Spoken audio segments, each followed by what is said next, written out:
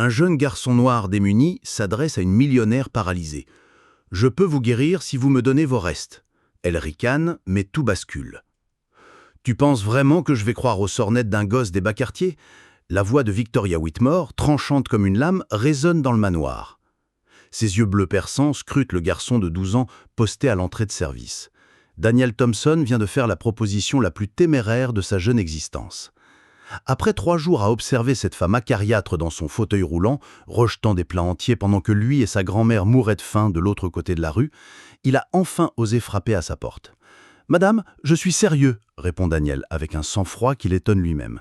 « Je peux vous faire remarcher. En échange, donnez-moi la nourriture que vous jetez. » Victoria éclate d'un rire mordant qui emplit le hall de marbre.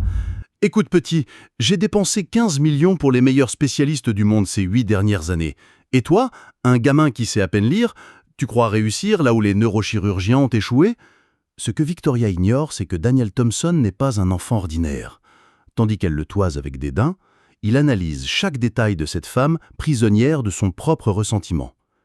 Ses yeux affûtés, rodés par des années à veiller sur sa grand-mère diabétique, repèrent des indices que les médecins hors de prix ont manqués. « Vous prenez des cachets pour votre dos tous les jours à 14 heures, dit Daniel posément, observant le visage de Victoria passer de la raillerie à l'étonnement. « 3 pilules blanches et 1 bleue. Et vous vous plaignez toujours que vos jambes sont glacées, même par temps chaud. »« Comment sais-tu ça ?» murmure Victoria, son assurance vacillant pour la première fois. Daniel avait scruté ses habitudes des semaines durant à travers les fenêtres ouvertes, non par curiosité malsaine, mais parce qu'il reconnaissait les symptômes qu'avait eu sa grand-mère avant une opération salvatrice. La différence, sa grand-mère s'était appuyée sur un savoir ancestral, tandis que Victoria ne jurait que par l'argent. « Parce que je vois ce que vos médecins coûteux refusent de voir, » répond Daniel, respectueux malgré l'hostilité. « Vous n'avez pas besoin de plus de médicaments. Vous avez besoin de quelqu'un qui comprenne que la guérison vient parfois d'ailleurs. » Victoria claque la porte, mais pas avant que Daniel ne perçoive dans son regard autre chose que du mépris. De la crainte. La crainte qu'un garçon pauvre de 12 ans ait vu ce que les experts ont manqué. En regagnant le modeste appartement qu'il partage avec sa grand-mère Ruth, Daniel esquisse un sourire. Victoria Whitmore vient de commettre une erreur fatale. Sous-estimer quelqu'un qui a appris que survivre exige observation, patience et une sagesse que l'argent n'achète pas. Ce que cette femme riche et amère ignore, c'est que ce gamin des quartiers pauvres est l'héritier de 4 générations de guérisseurs. Et surtout qu'il a découvert la véritable cause de son mal.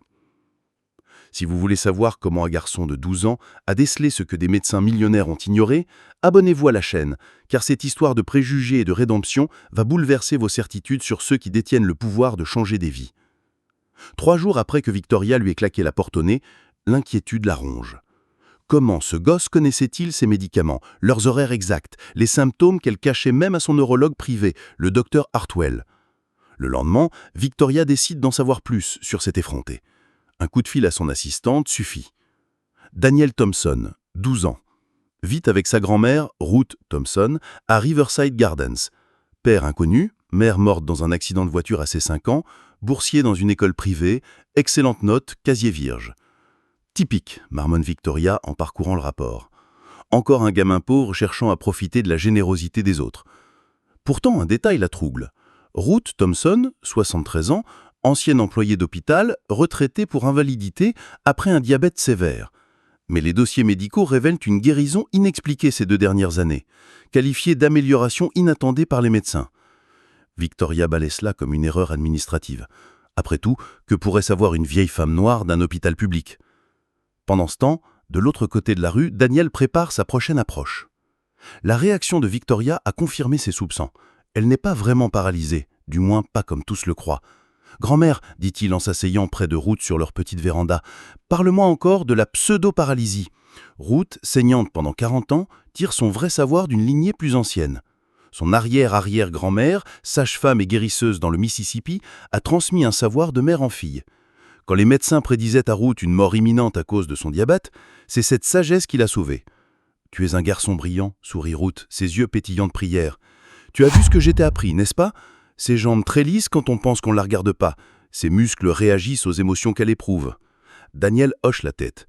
En observant discrètement, il a remarqué que les pieds de Victoria bougent inconsciemment quand elle houspille ses employés, que ses jambes se crispent lorsqu'elle est contrariée. des signes à peine visibles, mais évidents pour qui sait regarder au-delà des diagnostics coûteux. Elle est prisonnière de son esprit, murmure Daniel. Son corps fonctionne, mais sa tête lui a forgé des chaînes. Exactement, confirme Ruth. Un traumatisme psychologique qui se traduit en paralysie psychique. J'ai vu 3 cas semblables à l'hôpital. Les médecins riches ne s'intéressent qu'au corps, pas à l'âme. Prescrire des pilules est plus simple que guérir un cœur brisé. Cet après-midi-là, Victoria reçoit une visite inattendue. Le docteur Hartwell arrive avec les résultats des derniers examens, demandés dans un ultime espoir. « Victoria, soyons francs, dit-il en ajustant ses lunettes hors de prix. Ces tests montrent une anomalie. Il y a une activité neuronale dans des zones censées être inertes. Votre système nerveux fonctionne parfaitement. » « Qu'est-ce que ça veut dire ?» demande Victoria, la voix crispée. « Qu'il n'y a aucune cause physique à votre paralysie. Je le soupçonnais depuis un moment, mais j'en suis sûr maintenant. » Hartwell hésite. « Avez-vous envisagé une thérapie psychologique approfondie ? Parfois, un traumatisme peut se manifester physiquement. »« Arrêtez !» hurle Victoria. « Vous insinuez que je simule, que j'ai passé 8 ans dans ce fauteuil pour m'amuser ?» Elle chasse le médecin avant qu'il ne finisse. La vérité est plus douloureuse qu'un diagnostic fatal. Si sa paralysie est mentale, elle a gâché 8 ans à se cacher derrière un handicap qu'elle s'est imposé. Pire, un gamin de 12 ans l'a compris en quelques minutes là où elle s'est voilée la face des années. Ce soir-là, Victoria regarde par la fenêtre de sa chambre, fixant l'appartement modeste de Daniel. Les lumières brillent, des ombres dansent derrière des rideaux bon marché. Une famille vivant avec moins que le coût mensuel de ses médicaments, mais détenant un savoir que son argent n'a jamais acheté. Pour la première fois depuis des années, Victoria ressent de l'humilité qu'elle repousse aussitôt par une colère renouvelée. « Ce gosse ne m'humiliera pas, murmure-t-elle. Je ne laisserai pas un vaurien me ridiculiser. » Ce que Victoria ignore, c'est que Daniel, assis à la table de la cuisine avec Ruth, planifie la suite. Il a cerné le type de femme qu'est Victoria, trop orgueilleuse pour accepter de l'aide, trop riche pour apprécier la sagesse gratuite, trop blessée pour faire confiance. Mais Daniel a appris une leçon précieuse de sa grand-mère. Parfois, pour guérir, il faut d'abord montrer à quelqu'un à quel point il est malade.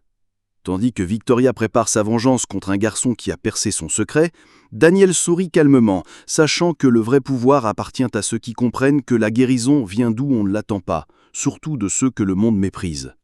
La semaine suivante, tout change entre Victoria et Daniel. La millionnaire, décidée de ne pas se laisser défier par un gamin insolent, lance une campagne discrète pour l'humilier publiquement. Elle commence par appeler l'école privée où Daniel étudie grâce à une bourse. « Madame Patterson, ici Victoria Whitmore de la Fondation Whitmore. Je veux parler du comportement inacceptable d'un boursier, Daniel Thompson. Il s'est introduit chez moi et a harcelé des résidents. » L'appel fonctionne. Le lendemain, Daniel est convoqué par la directrice qui l'avertit de rester à sa place sous peine de perdre sa bourse, son seul ticket pour un avenir meilleur. Victoria contacte aussi le syndicat de l'immeuble de Daniel, insinuant que des éléments perturbateurs gênent les voisins respectables. Bien qu'incapable de les expulser, le syndicat commence à leur compliquer la vie. Plainte pour bruit fictif, menaces d'amende pour infraction inventée, inspection surprise trouvant toujours des défauts mineurs. « Elle veut nous chasser du quartier », dit Daniel à sa grand-mère en buvant la tisane qu'elle prépare chaque soir. Elle refuse d'affronter la vérité sur elle-même. Ruth, 73 ans, observe son petit-fils avec un regard aguerri. Ayant survécu à des décennies de racisme, de discrimination et de tentatives de la réduire au silence, elle reconnaît les tactiques de ceux qui brandissent le pouvoir comme une arme. « Cette femme a peur, mon garçon, » dit-elle posément. Les riches craignent les pauvres quand ils savent qu'ils ont mal agi. Et quand ils redoutent la vérité, ils font tout pour écraser ceux qui peuvent la révéler. Et si elle me fait perdre ma bourse ou nous expulse ? Ruth sourit, forte de l'expérience de ceux qui ont défié des adversaires bien plus puissants. Daniel, laisse-moi te raconter. Quand ta mère avait ton âge, un médecin blanc a tenté de m'évincer de l'hôpital parce que j'en savais trop sur des remèdes qu'il ignorait. Il a tout fait pour me nuire. Et que s'est-il passé ? J'ai fait ce que notre famille fait toujours. Observer, apprendre, documenter, et au bon moment, j'ai retourné son savoir contre lui.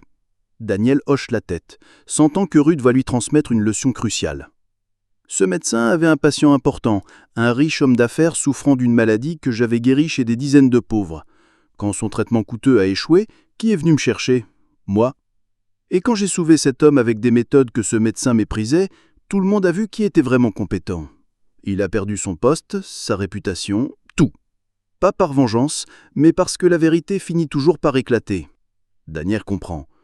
Victoria ne craint pas seulement que je puisse l'aider, elle a peur qu'on découvre qu'elle a rejeté l'aide de quelqu'un qu'elle juge inférieur.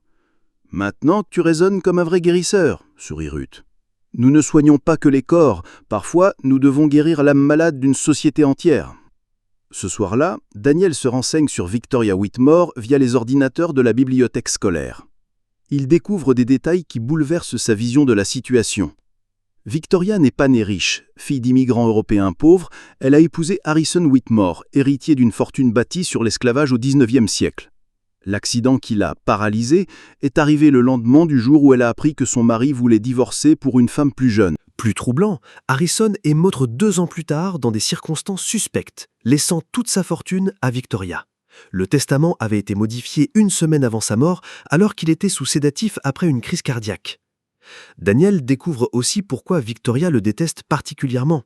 Sa famille, les Thompson, a servi les Whitmore pendant des générations. Son arrière-arrière-grand-père était esclave dans leur plantation. Son arrière-grand-mère était domestique dans leur manoir et Ruth avait soigné la mère d'Harrison, mourante d'un cancer. Mais le détail le plus frappant vient des dossiers médicaux que Ruth a gardés secrets. La mère d'Harrison a guéri d'un cancer jugé terminal grâce aux remèdes traditionnels de Ruth que les médecins ont attribués à tort à leur traitement conventionnel. « Grand-mère, dit Daniel le lendemain, Victoria n'est pas juste malade physiquement. Elle est rongée par la culpabilité, la peur et la honte. Son corps reflète la prison qu'elle s'est construite. » Ruth acquiesce, fière. « Et maintenant, tu vois le vrai remède dont elle a besoin. Il ne s'agit pas seulement de la faire marcher, mais de l'obliger à affronter qui elle est et ce qu'elle a fait. Mais souviens-toi, ajoute-t-elle, notre famille n'a jamais utilisé ses dons pour nuire, toujours pour guérir, même ceux qui ne le méritent pas, même ceux qui nous haïssent. » Daniel passe la semaine à observer Victoria avec une nouvelle perspective.